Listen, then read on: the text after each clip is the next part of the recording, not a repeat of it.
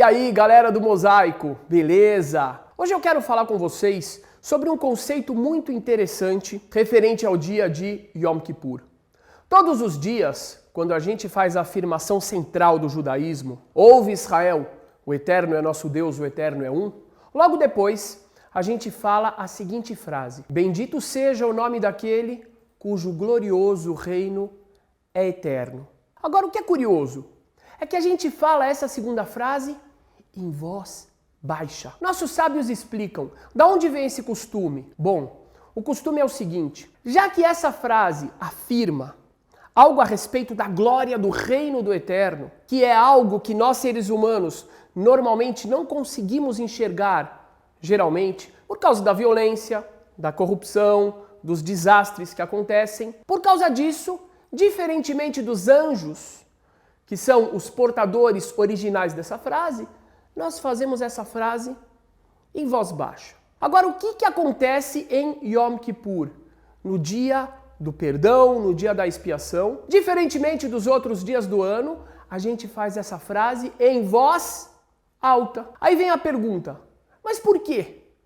O que é diferente no dia de Yom Kippur para que a gente faça essa frase em voz alta? Respondem nossos sábios que no dia de Yom Kippur nós nos equiparamos aos anjos. Aí, normalmente as pessoas dizem, bom, porque no dia de Yom Kippur a gente não come, a gente não bebe, a gente jejua, então estamos, nesse caso, semelhantes aos anjos. Aí eu brinco, eu falo, peraí, galera, pera um pouquinho. É verdade que a gente não come nem bebe, mas a maioria das pessoas jejua pensando na fome, pensando no rodízio de pizza que vai ter depois de Yom Kippur, na garrafa de refrigerante. Então, como assim nós nos equiparamos aos anjos nesse dia? E aí vem uma explicação muito importante, para que a gente compreenda não somente o sentido dessa frase, mas qual é o sentido da evolução espiritual. As pessoas que acham que o dia do Yom Kippur é uma mágica, é o dia do perdão, é o dia no qual a gente vai se elevar e vai aparecer de repente no topo da montanha da espiritualidade, estão enganadas. Dentro do judaísmo, nós devemos começar o processo do retorno ao eterno, do resgate da nossa essência, pelo menos um mês antes do início do ano. 40 dias antes do Yom Kippur. E quando a pessoa, durante esses 40 dias, vai se desvencilhando de todas as características negativas, de todas as emoções mais baixas, de todo o apego ao materialismo, dos ciúmes, da raiva, do ressentimento, do medo, do materialismo, o que vai acontecendo com ela?